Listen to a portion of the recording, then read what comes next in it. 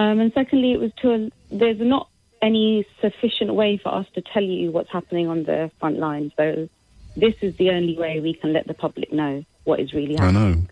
I know that. And they are our only support, because apart from the public and people like yourselves that are putting our stories out there, we really don't feel supported. Doctors, nurses, healthcare assistants, cleaning staff, domestic staff, catering staff, we do not feel supported in the hospitals.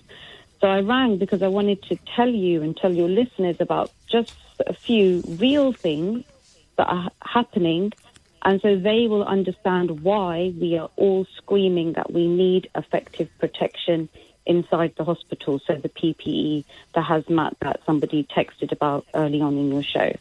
Go on. Is it okay if I tell you a few real things that have happened? So I'd be offended if you didn't.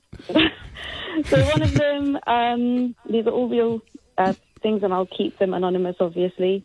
So Okay. A patient that was query COVID, so thought to have coronavirus, not tested, but query, had a cardiac arrest in hospital. And because they were query COVID and no one knew whether they were or they weren't, the delay in understanding what equipment is needed to resuscitate the patient led to the patient dying. So because resuscitation would be different for someone with COVID than it would be for someone without, because of the presence of the virus on the lungs. Is that right? Exactly. So it's an aerosol procedure.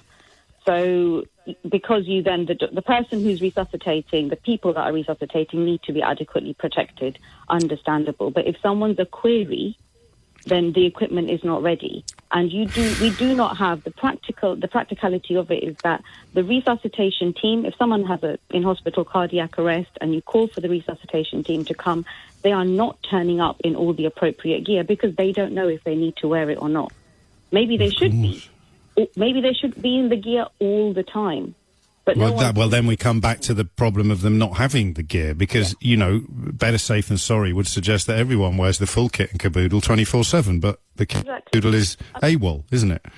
Exactly. I mean, the patient may have died anyway. I cannot 100% say. But that delay, imagine because you always put yourself in that person's family or that person's place, and you think, God, if that was my mum, would it be adequate for someone to say to me, well, there was a bit of a delay in us getting the respiratory support because we didn't know whether we could use the equipment that we have?